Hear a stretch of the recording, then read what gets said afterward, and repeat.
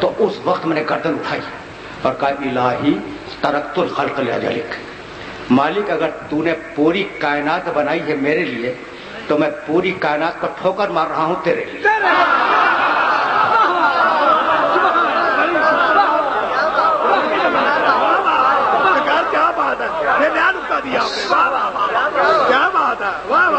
کبھی اس کی تفصیل پھر صحیح، لیکن ایک جملہ سنو، پروردگار میں کائنات کو ٹھوکر مار رہا ہوں تیرے لیے، یہ جملہ یا زبان نبی سے نکلا یا زبان حسین سے نکلا،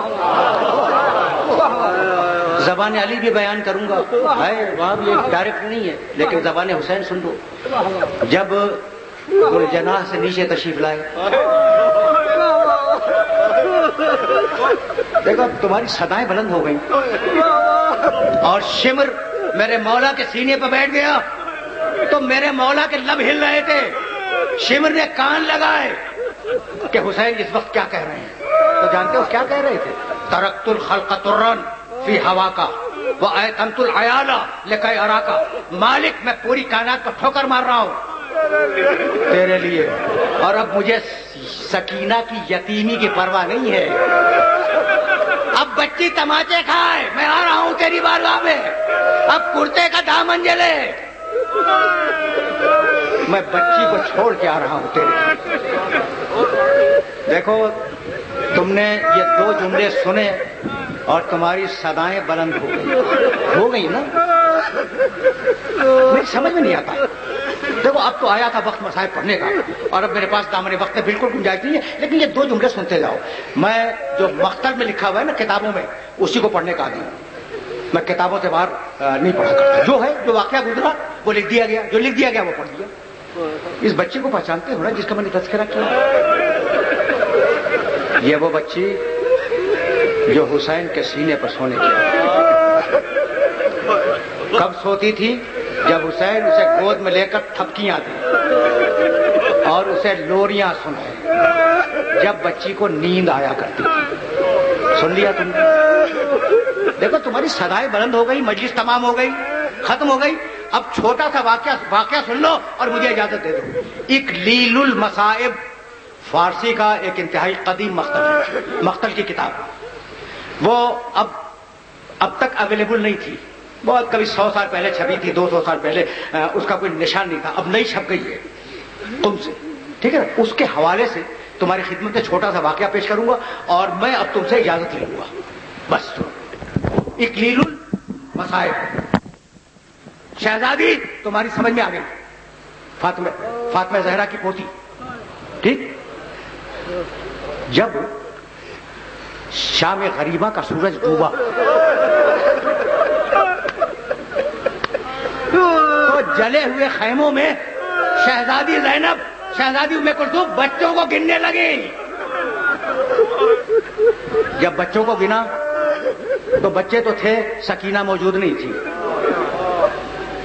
شہزادی زینب نے پکار کے پوچھا کہ بہن ام کلثوم سکینہ تمہاری طرف ہے؟ کہا نہیں بہن، سکینہ میری طرف نہیں ہے۔ سنو گے؟ یہ سننا تھا کہ شہزادی جلال کے عالم میں اٹھی اور کہا ام کلثوم ان بچوں کا خیال رکھو اور میں جا رہی ہوں بھائی کی نشانی کو تلاش کرنے کے لیے۔ چلی، پکارتی ہوئی چلی، سکینہ سکینہ، اگر میری آواز سنو تو لبیک کہو۔ اچھا اب گریا روک کر ایک سوال کا جواب مجھے دے دو، سکینہ کہاں ملے گی؟ بڑا آسان سوال ہے، تماچے کھا چکی، کرتے کا دامن جل چکا، گوشوارے نوچے جا چکے، رات ہو گئی، بچی کو نیند آنے لگی، بچی باپ کے سینے پہ سونے کی عادی ہے، چلی مقتل کی طرف اور یہ پکارتی ہوئی چلی بابا مجھے نیند آ رہی ہے، بابا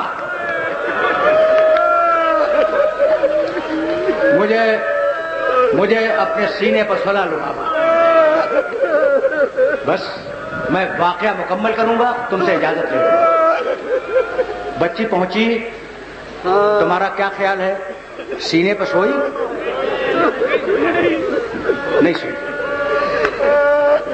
مقتل خاموش ہے، لیکن اتنی بات تو طے ہے نا کہ حسین کے سینے پر اتنے تیر تھے کہ سونا ممکن نہیں تھا، کہاں سوئی بچی مجھے نہیں معلوم، بچی حسین کے پاس سو رہی. بس آخری جملہ سنو، مجھے اجازت دے دو. شمر وہاں سے گزرا، اس نے کیسے بچی کو جگایا مجھے نہیں معلوم، اور اگر معلوم بھی ہے تو زبان میں اتنی طاقت نہیں ہے کہ میں بتلاؤں. لیکن شہزادی کا جملہ سن لو. شمر گزرا، اس نے کیسے جگایا بتلاؤں. بچی گھبرا کے اٹھی اور روتے ہوئے کہنے لگی شمر مجھے تازیانے نہ مار. آخری جملہ سنو، آخری جملہ سنو. شمر مجھے تازیانے نہ مار. شمر نے کہا جاؤ سکینہ اپنے بزرگوں کے پاس جاؤ. کہا نہیں مجھے میرے بابا کے لاشے کے پاس چھوڑ دے. کہا نہیں بچے راتوں کو جنگلوں میں لاشوں کے پاس نہیں ہوتے، جاؤ. اسے پھر تازیانہ اٹھایا. بچی رونے لگی. کہا شمر مجھے 3 کام کرنے ہیں، مجھے وہ کام کر لینے دے پھر میں چلی جاؤں گی. شمر گھبرا گیا، کہنے لگا وہ 3 کام کیا ہیں جو اپنے بابا کے لاشے کے پاس کرنا چاہتی ہو؟ سنو گے؟ بچی نے رو کے کہا پہلا کام تو یہ ہے کہ میرا بابا پیاسا شہید ہوا، میں فرات کے کنارے جاؤں گی، چلو میں پانی لاؤں گی، بابا کے کٹے ہوئے گلے پہ ڈالوں گی. میرا دوسرا کام یہ کہ میرے بابا کا لاشا اڑیا ہے، میں جنگلوں سے پتے چن کے لاؤں گی، اپنے بابا کے لاشے پہ ڈالوں گی. اور میرا آخری کام یہ کہ میرے بابا کی نماز جنازہ نہیں ہوئی، میں راستے میں بیٹھ جاؤں گی، شاید کوئی قافلہ گزرے تو میں آواز دوں گی قافلے والوں ایک مسلمان دنیا سے گزر گیا ہے، آ کر اس کی نماز.